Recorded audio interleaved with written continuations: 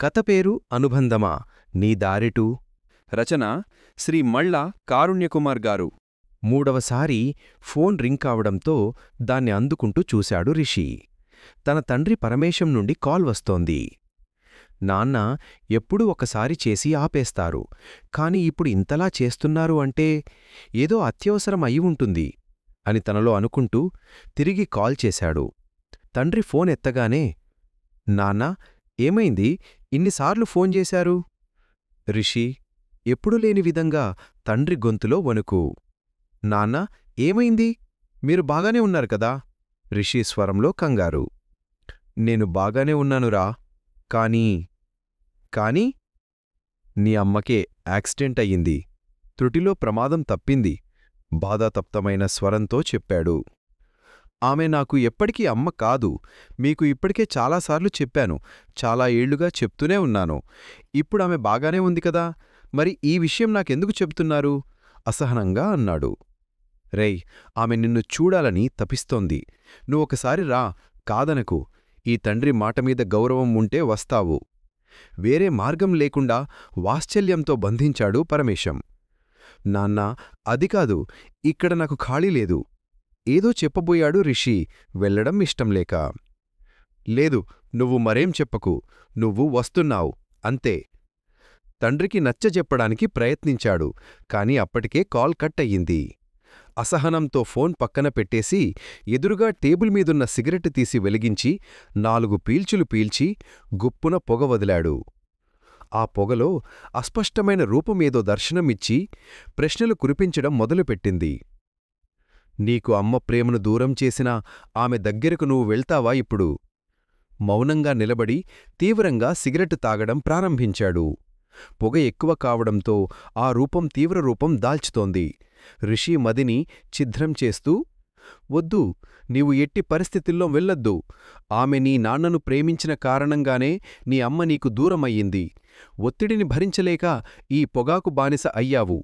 నీ స్వేచ్ఛకు అడ్డంకి అయినా, నీ ఆనందానికి అవరోధమైనా ఆమె దగ్గరకు వెళ్ళవద్దు. పదే పదే అరుస్తూ గగ్గోలు పెడుతోంది ఆ రూపం. ఒక్కసారిగా అరుస్తూ చేయి విదిలించుకుని ఆలోచనల నుండి బయటకు వచ్చాడు రిషి. కాలుతున్న సిగరెట్ చురక తగలడంతో జ్ఞాపకం చేరింది. కొంత సమయం ఆలోచించిన తరువాత, నేను ఆమె కోసం వెళ్ళకపోయినా నాన్నకోసం వెళ్ళాలి, నాన్న మాటను జవదాటలేను అని అనుకుంటూ వెళ్లడానికి సిద్ధమయ్యాడు. ఒకరోజు ప్రయాణం తరువాత తండ్రి చెప్పిన హాస్పిటల్కి చేరుకున్నాడు. అప్పటికి పరమేశం దిగులుతో రూం బయట కూర్చుని ఉన్నాడు. తండ్రిని చూసి గబగబా వెళ్ళి నాన్నా అని పిలిచాడు. ఒక్కసారిగా తుళ్ళిపడుతూ పక్కకు తిరిగి చూశాడు పరమేశం. రే రిషి, వచ్చావా? నాకు తెలుసు నువ్వు వస్తావని అని అంటూ గట్టిగా కొడుకుని హత్తుకున్నాడు. రిషి, నేను చాలా భయపడ్డాను. ఆ క్షణం నా గుండె ఆగినంత పనయ్యింది. మళ్ళీ ఆమెను ఇలా చూస్తాననుకోలేదు బాధపడుతూ అన్నాడు పరమేశం. ఎందుకు నాన్నా మీకు ఆమె మీద అంత ప్రేమ? ఆమె అనుకున్నంత మంచిది కాదు, మీకు చెప్పినా అర్థం కాదు తనలో అనుకుంటూ తండ్రిని ఓదార్చాడు. సరే, ఇప్పటికే ఆలస్యమయింది. ఉబికి వస్తున్న తన కన్నీళ్లను తుడుచుకుంటూ, రిషి, నీ అమ్మ దగ్గరికి వెళ్దాం పదా అని రిషి చేయి పట్టుకుని ముందుకు నడిపించాడు. రోహిణి విశ్రాంతి తీసుకుంటున్న గది లోపలికి తీసుకువెళ్ళి, రోహిణీ, ఇదిగో నీ పుత్రరత్నం వచ్చాడు. వీడికోసమే కదా నువ్వు పరితపిస్తున్నది, ఇదిగో మాట్లాడు అని రిషిని ఆమెకు చూపించాడు పరమేశం. మెల్లగా తన గొంతు సవరించుకుని, రిషి, వచ్చావా? నిన్ను చూడకుండా వెళ్ళిపోతానేమోనని నాకు చాలా భయంగా వేసింది కన్నీరు జారవిడుచుతూ అంది. ఆమె మాటలు వినిపించుకోకుండా పక్కకు తిరిగి చూస్తున్నాడు రిషి. సరిగ్గా అప్పుడే ఫోన్ రావడంతో, నాన్న, అర్జెంట్ కాల్ అని చెప్పి బయటకు నడిచాడు. హమ్మయ్య, సరైన సమయంలో ఫోన్ వచ్చింది, లేకపోతే ఈమె వగలమారి ప్రేమను చూడలేకపోయేవాణ్ణి అని తనలో అనుకున్నాడు. మాట్లాడడం పూర్తయి వెనక్కి తిరిగి చూసేసరికి ఒక వ్యక్తి రిషి ఎదురుగా నిలబడి ఉన్నాడు. నన్ను గుర్తుపట్టావా అని అడిగాడు ఆ వ్యక్తి. మాస్టారు, మిమ్మల్నెలా మర్చిపోతాను? ఎలా ఉన్నారు? చాలా రోజులకు మిమ్మల్ని చూడటం అయ్యింది ఆనందంతో అన్నాడు రిషి. నేను బాగానే ఉన్నాను, కాని నువ్వే బాగాలేవు, నీ ప్రవర్తన సరిగా లేదు. మాస్టారు, రిషి సూటిగా ఒక ప్రశ్న అడగాలనుకుంటున్నాను ఆశ్చర్యంతో చూస్తున్నాడు రిషి. నీ అమ్మ కాని అమ్మను ఎందుకు దూరం పెడుతున్నావు? ఆమె అంటే నాకు నచ్చదు. ఆమె నా జీవితంలోకి రావడంతో నేను నా జీవితం కోల్పోయాను. ఇప్పుడు నువ్వు అనుభవిస్తున్న జీవితం ఆమె ఇచ్చినదే. మాస్టారు, అవును రిషి, నువ్వు ఉన్నత విద్య చదువుతున్న రోజుల్లో నేను నీ దగ్గరకు వచ్చేవాణ్ణి, గుర్తుందా?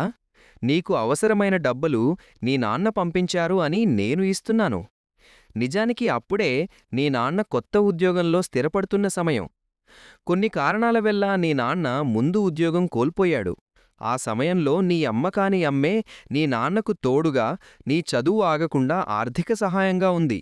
ఆ సమయంలో ఆమె నీలా ఆలోచించి ఉంటే నువ్వు ఈ స్థితిలో ఉండేవాడివి కాదు. అసలు నీ నాన్నతో ఆమె పెళ్లి ముందే జరగాల్సింది. కాని నీ తాత ఇచ్చిన మాటకు నీ నాన్న బందీ అయ్యాడు. తర్వాత నీ అమ్మ యాక్సిడెంట్లో మరణించింది. నీ నాన్న రెండోసారి వివాహం చేసుకోడానికి కారణం నువ్వే. నీకు తల్లి ప్రేమ దూరం కాకూడదని ఆమెను వివాహం చేసుకున్నాడు. ఆమె కూడా నిన్ను మాత్రమే బిడ్డగా భావించి పిల్లలు కనలేదు. అంతేకాదు, నువ్వు ప్రేమించిన అమ్మాయి తల్లిదండ్రులు నీ పెళ్లికి ఒప్పుకోడానికి కారణం కూడా ఆమె. ఇప్పుడు చెప్పు, ఆమెకు అమ్మ స్థానంలో ఉండడానికి అర్హత లేదా? రిషి, ఇప్పుడు ఆమెకు ఎన్ని మందులు వేసినా లాభం లేదు. ఇప్పుడు ఆమెకు కావలసింది నీ ప్రేమ. అవును, నీ ప్రేమే ఆమెకు అమృతం. ఆమె జీవితం నీ చేతుల్లో ఉంది. మనిషి దూరమైన తర్వాత బాధపడడం లాభం లేదు రిషి, మేలుకో అని చెప్పి అక్కడి నుండి వెళ్ళిపోయాడు మాస్టారు. ఎందుకో తెలియదు, రిషి కాళ్ళు వణుకుతున్నాయి. ఒక్కసారిగా తన బాల్యం నుండి ఇప్పటివరకు వెనక్కి మళ్ళిన జ్ఞాపకాలు అన్నీ తన మనసు పుటలపై కదిలాయి. కళ్ళు చెమర్చాయి. హృదయలయ వేగం పెరిగింది. తెలియని ఆత్మ న్యూనతాభావం. దిక్కులు పెక్కటిల్లేలా ఓ స్వరం తన చెవిలో, ఇకనైనా ఆమెను గుర్తించు. నీకోసం ఇన్ని త్యాగాలు చేసిన ఆమెకోసం నీ మొండి వైఖరిని త్యాగం చెయ్యలేవా అని ప్రశ్నించింది. మెల్లగా రిషిలోని నిశీఛాయలు తొలగిపోతున్నాయి. అయిష్టపు మేఘాలు చెదిరిపోతున్నాయి. పరమేశం, ఇప్పుడు సమయం వచ్చింది. తప్పకుండా అతను ఆమెను అమ్మగా అంగీకరిస్తాడు. అమ్మ ప్రేమకు లొంగని బిడ్డ ఎక్కడైనా ఉంటాడా? ఇన్నాళ్లు ఆమె అతని ప్రేమ కోసం తపస్సు చేసింది. భగీరథ ప్రయత్నం చేసింది. ఇప్పుడు ఆమె కోరిక నెరవేరే సమయం వచ్చింది. పరమేశం భుజం తడుతూ అన్నాడు మాస్టారు కృష్ణ.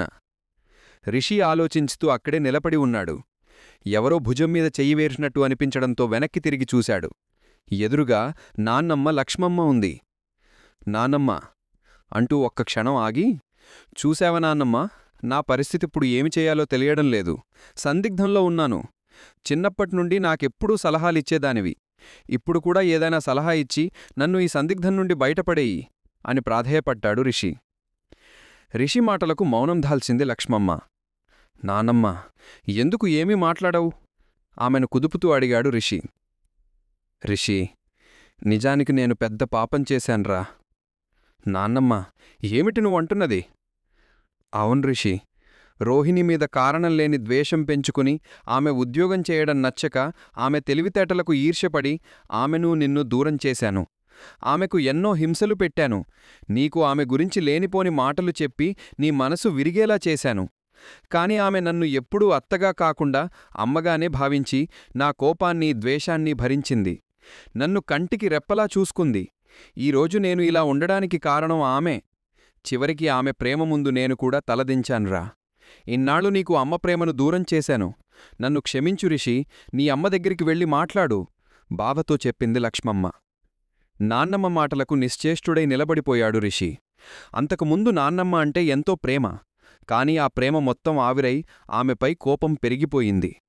సొంతవాళ్లపై ఈర్ష్య, ద్వేషం పెంచుకుని వారి మధ్య చిచ్చుపెట్టి కుటుంబాలను విచ్ఛిన్నం చేస్తున్నారు. ఇలాంటి వాళ్లకు బంధాలు, అనుబంధాలు అర్థమయ్యేసరికి కుటుంబాలు నాశనమవుతున్నాయి. ఓర్వలేనితనం, పెద్దరికం అనే అజమాయిషీతో అనుబంధాలకు తూట్లు పొడుస్తున్నారు. మంచి మనస్సులను విరిచేసి మనుషుల్లో విషం నింపుతున్నారు. ఇలాంటివారు ఎన్ని కుటుంబాల్లో దాపురించారో. ఈమె మాటలు విని అమ్మ ప్రేమకు దూరమయ్యాను. ఆమె ఎన్నిసార్లు నా దగ్గరకు వచ్చినా తిరస్కరించాను. ఇకనైనా అమ్మ ప్రేమను పొందాలి అని అనుకుంటూ అక్కడి నుండి పరుగు తీశాడు రిషి, వెళ్లి విరిసిన అనుబంధంతో. సమాప్తం.